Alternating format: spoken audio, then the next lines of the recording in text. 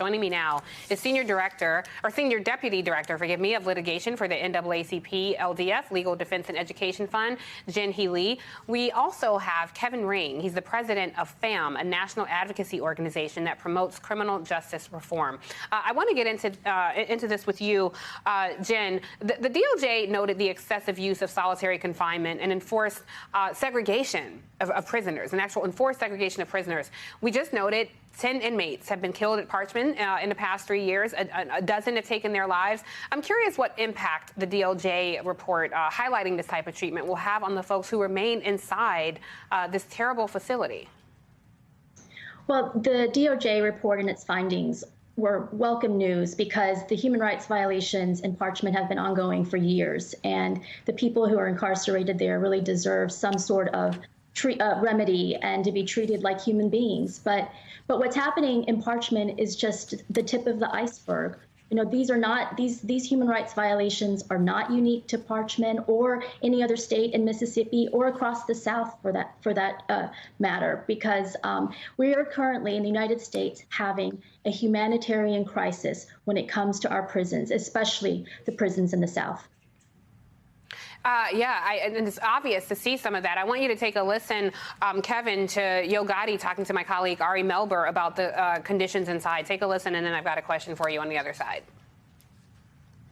I have family members that grew up in the prison system. Father, big brother, aunties, a lot of people I had to go visit throughout prisons as I was coming up as a kid. So I understand that people in prison is still human. Mm-hmm. You know, and you would want and everybody would want their brother, mother, father to be treated as such. I mean, when you talk about the humanity of prisoners, Kevin, I am struck that in Kristen Clark's findings at the DOJ, which is, you know, kudos to the Justice Department for pursuing this. The one thing I noted is that she is leaving the reforms up to the state officials in Mississippi. The DOJ does have the right to sue. They could sue the prison, but they're leaving the reforms. And I'm just curious your thoughts on, is that impactful? Like, can you leave states to their own devices to correct some of these inhumane systems that still exist in prisons?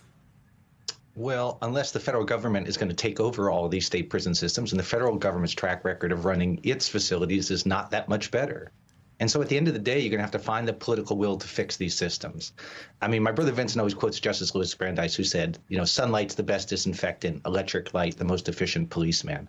And all that these agencies can do is bring sunlight to these systems. For those of us who work with the families who have loved ones incarcerated, we've heard about these problems for years. And as Jen said, this is maybe some extreme examples, but they're not uncommon.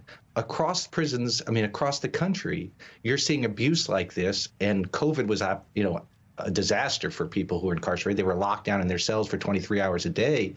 But all of the problems in this DOJ report about lack of staffing, the violence in prisons, the lack of health care, that exists everywhere. But it's going to take lawmakers and basically us as citizens to force lawmakers to correct these problems.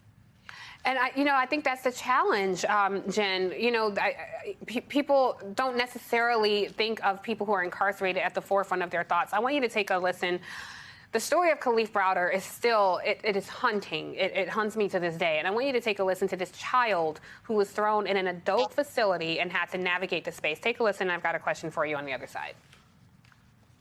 I was scared all day because I didn't know where it would come from. I don't know where any harm would come. I seen a lot of things being done to people in there, and I didn't know if I was going to be next for it. I seen people getting jumped. I seen people getting cut and hit with weapons and chairs, all type of stuff. Being in there with the correction officers and them making my stay even harder. What they do is they starve you. They won't feed you. I was starved a lot. I can't even count. But the worst time I was starved is when they starved me for 4 times in a row. They starved me breakfast, lunch, dinner, and breakfast again. It is devastating to hear that. I want our viewers to know that Parchman Prison in Mississippi is built on a former slave plantation. When you hear the treatment that this young man received, it's frightening to hear. In Florida, there are prison guards who openly tout their associations with white supremacy organizations. And so when you look at this, that is disproportionately impacting black and brown people, the guards are sometimes affiliated with white supremacy. You see our babies, our children being funneled into this system.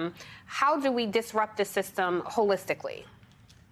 Well, I think the first step is to really recognize that, the way that we treat and think about people who are incarcerated is the ultimate form of dehumanization.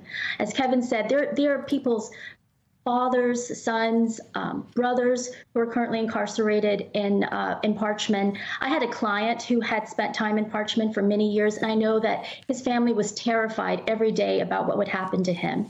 And we have to care about these people, not because. And as you said, there are people who have too often been ignored. So for elected officials, for the general public, this is not a problem that we can turn a blind eye to anymore. It is a humanitarian crisis that is happening right now.